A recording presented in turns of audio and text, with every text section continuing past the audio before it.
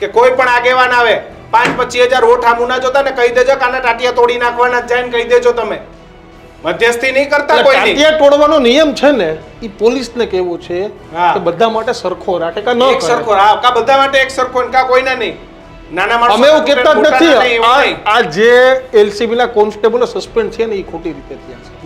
આ બિલકુલ ખોટી રીતે. કારણ કે એક બાજુ જ રાજ્યના ગૃહમંત્રી કીધું છે કે આ લોકોના પગ સરખી રીતે ન ચાલવા જોઈએ. પોલીસે તો એ જ કર્યું. તમે સીસીટીવી કેમેરા હોય, પોલીસ જઈને તમે હુમલો કરવા લુખાવ જાય, પોલીસ થોડી કઈ આરતી ઉતારવા હાટું છે ભાઈ. માયાભાઈ આહિર એક મસ્ત વાત કરે કે ડોક્ટર ગરમ ના હાલે ને પોલીસ નરમ ના હાલે. એટલે પોલીસે તો ગરમ રહેવું જ પડે તો જ આ લુખાવો છે ને એની હરકી વાત થાય ને. લુખાવોના કોઈ સમાજ નથી હોતા. લુખાવોનો જ સમાજ કોઈ બહુ દિલ ઉપર અસામાજિક બાબતોને લેવી નહીં. અસામાજિક તત્વોને લુખાનો સમાજ જ છે જે અસામાજિક તત્વોનો સમાજ છે એ સમાજના છે.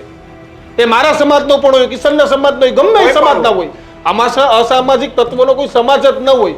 આપણે ખાલી એટલું કરવાનું છે કે આપણામાં લુખાઓને નથી સાથ આપવાનો. ગુસ્સી ટોક ને એ બધી કલમો લાગુ પડશે ને પછી તમારા દીકરાઓની કેવી જિંદગીઓ બગડે છે ને તમે જોજો.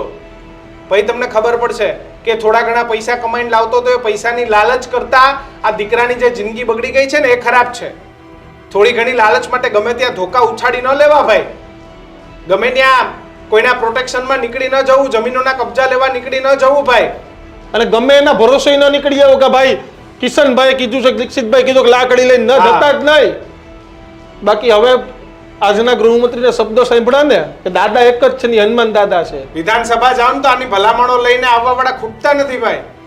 જ્યાં ત્યાંથી કેમાં પકડાયો છે તો જોતા નથી. મને ઘણીવાર દુઃખ થાય કે ડ્રગ્સની ને દારૂની હેરાફેરીમાં પકડાતા લોકોની લોકો પેરવી કરવા નીકળી જાય છે. અરે એવા લોકોની જરાય પેરવી ના હોય ભાઈ. એને તો પાડવાના જ હોય, એને કાયદાકીય રીતે એને પૂરા કરવાના હોય ભાઈ. પાડી જ દેવાના હોય ને ભાઈ. અને બીજું કિશન આમાં ઉચ્ચ સમાજમાં આવા લોકોને જગ્યા નથી. અને બીજું આમાં ઉચ્ચ અધિકારીઓને કે ખબર જ નથી હોતી, નીચેથી જ સેટિંગ થઈ જાય છે. નીચેવાળા જ માણસો આમને સપોર્ટ કરે. હા, તમને કહું કદાચ આ મસ્તાની ગેંગ છે અને આની ઉપર ગુસ્સી ટોકથી માંડીને બધું થયું દીક્ષિત. એ છતાં આ ગેંગ દિન પ્રતિદિન મોટી બનતી હોય તો આશીર્વાદ કોના હતા આની તપાસ થવી જોઈએ. હા બિલકુલ થવી જોઈએ. લોકો આના સીડીઆર કઢાવો ભાઈ બધાયના. કિશન પાટણમાં તો એસપી બદલાઈને હમણાં ગયા. હા, એસપી ને સીડીઆર કઢાવો. આ ભાવેશના, ભાર્ગવના અને સામે ડાઉટફુલ હોય બધાના સીડીઆર કઢાવો. કોણ કોના સંપર્કમાં હતા? કેટલા ક્રાઇમ બ્રાન્ચમાંથી ત્યાં પોલીસ સંપર્કમાં હતા, નેતાઓ કોણ સંપર્કમાં હતા એ બધી ખબર પડી જાય. હા, એ બધાને કોણ આને બચાવતા હતા પકડો એમને પણ. અને ગુજરાતમાં ક્યારેય આવા દ્રશ્યો ન થાય કે રાતે ગમે એની ઉપર લાકડીઓ લઈને હુમલો. ભલે અસામાજિક તત્વો તમને કોઈ ફરિયાદ તમારે પોલીસને ફરિયાદ આપવાની. આપણે એનું ગૌરવ લઈએ.